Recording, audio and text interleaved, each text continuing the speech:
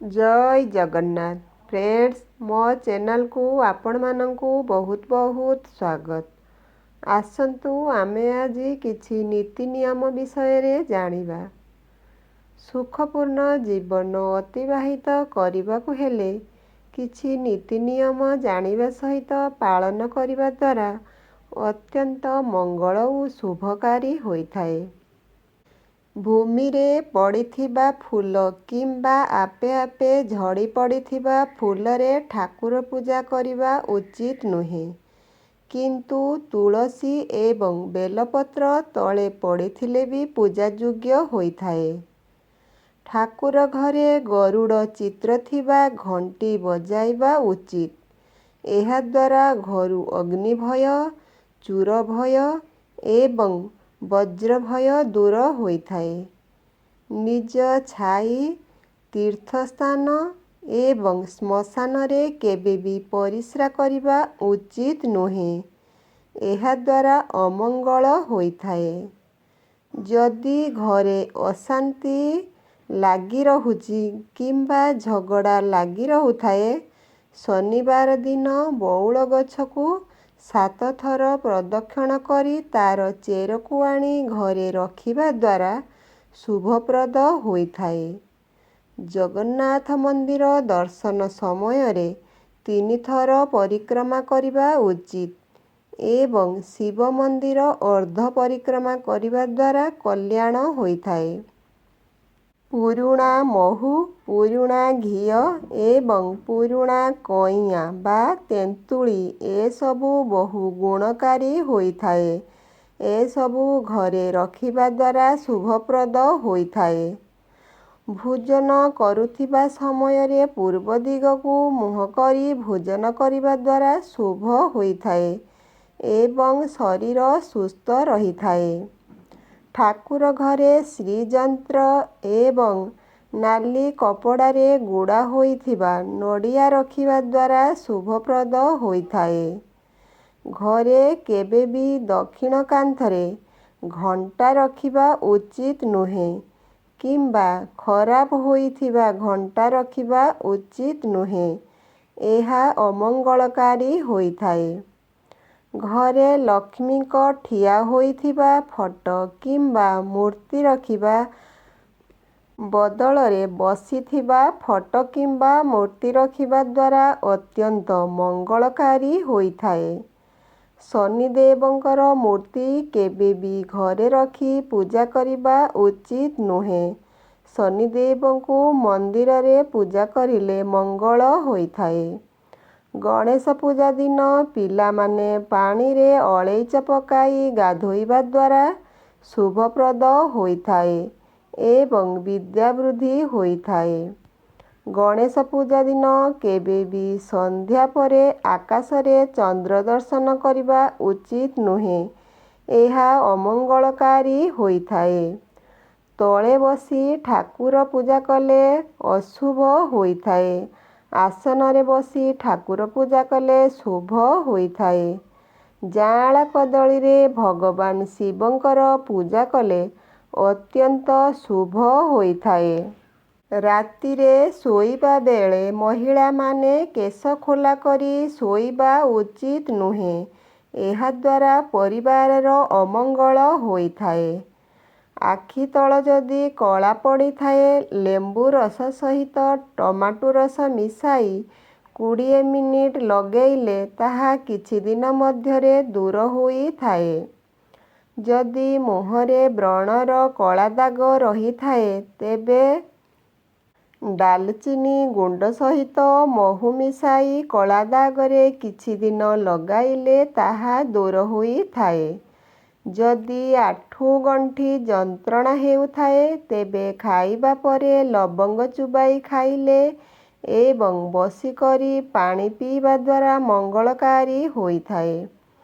ଘରୁ ବାହାରିବାର ଡାହାଣ ପଟରେ ତୁଳସୀ ଚଉରା ରଖିବା ଉଚିତ ଏବଂ ଘରୁ ବାହାରକୁ ଗଲାବେଳେ କିମ୍ବା କୌଣସି ଶୁଭ କାର୍ଯ୍ୟରେ ଗଲାବେଳେ ତୁଳସୀର ମାଟି ମୁଣ୍ଡରେ ମାରି ଯିବା ଦ୍ୱାରା ଶୁଭ ଓ ମଙ୍ଗଳକାରୀ ହୋଇଥାଏ।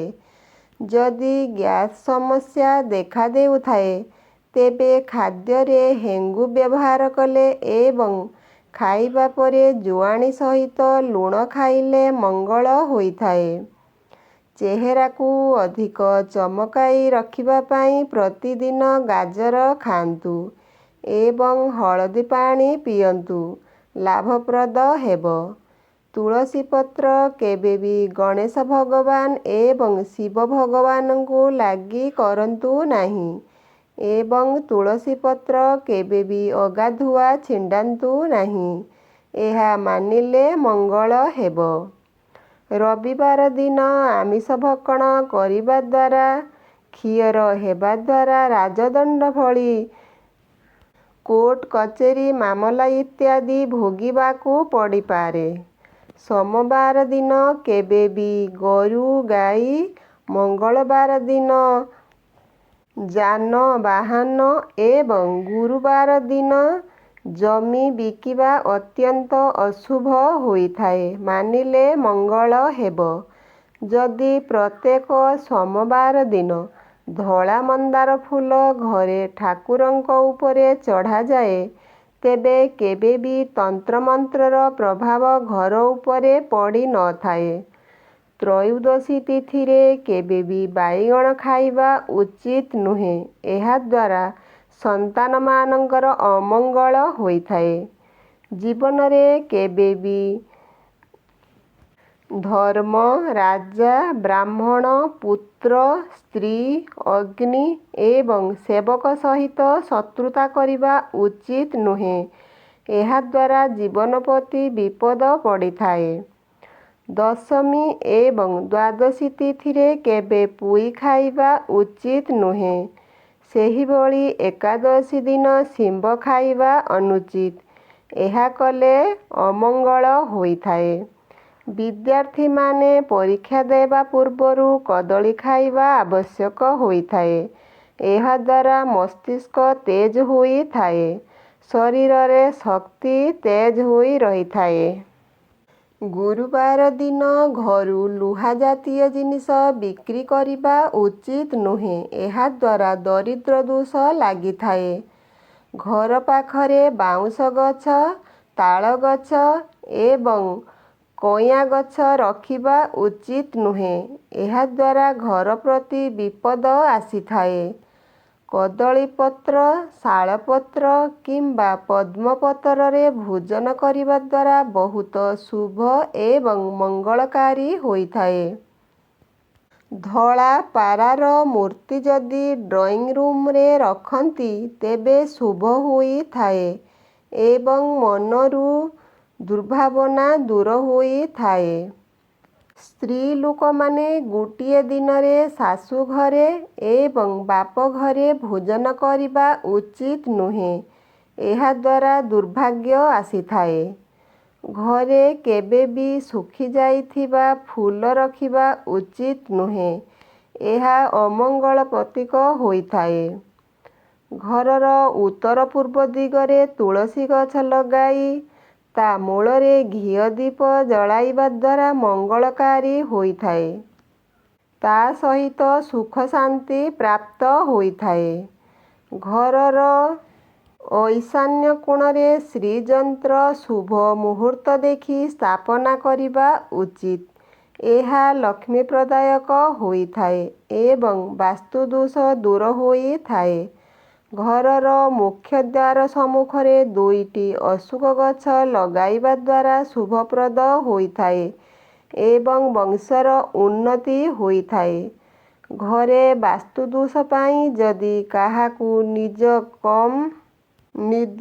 କମ୍ ହେଉଥାଏ ଏବଂ ଚିଡ଼ିଚିଡ଼ା ସ୍ୱଭାବଯୁକ୍ତ ହେଉଥାନ୍ତି ତେବେ ଦକ୍ଷିଣ ଦିଗକୁ ମୁଣ୍ଡ କରି ଶୋଇବା ଦ୍ୱାରା ମଙ୍ଗଳକାରୀ ହୋଇଥାଏ।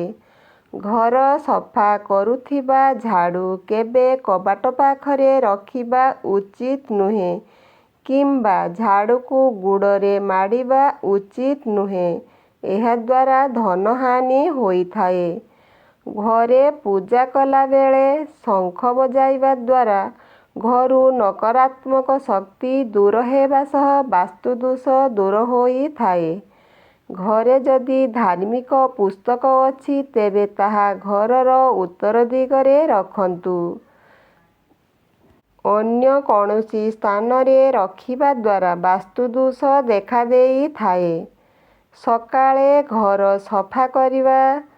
ସଫା କରିସାରିବା ପରେ ପାନପତ୍ର ଦ୍ୱାରା ହଳଦୀ ପାଣି ସିଞ୍ଚନ କରିବା ଦ୍ୱାରା ଘରେ ଲକ୍ଷ୍ମୀ ଆଗମନ ହୋଇଥାଏ ଏବଂ ଶାନ୍ତିର ପରିବେଶ ସୃଷ୍ଟି ହୋଇଥାଏ। ଘରର ବାଥରୁମରେ ଯଦି କିଛି ବାସ୍ତୁଦୋଷ ଲାଗି ରହିଥାଏ ତେବେ ସମୁଦ୍ର ଲୁଣକୁ ବାଥରୁମରେ କୌଣସି କୋଣରେ ରଖିବା ଦ୍ୱାରା ଶୁଭପ୍ରଦ ହୋଇଥାଏ। କହିବାରେ ଯଦି କେଉଁଠି ଭୁଲ ଥାଏ କ୍ଷମା କରିବେ। ଜୟ ଜଗନ୍ନାଥ।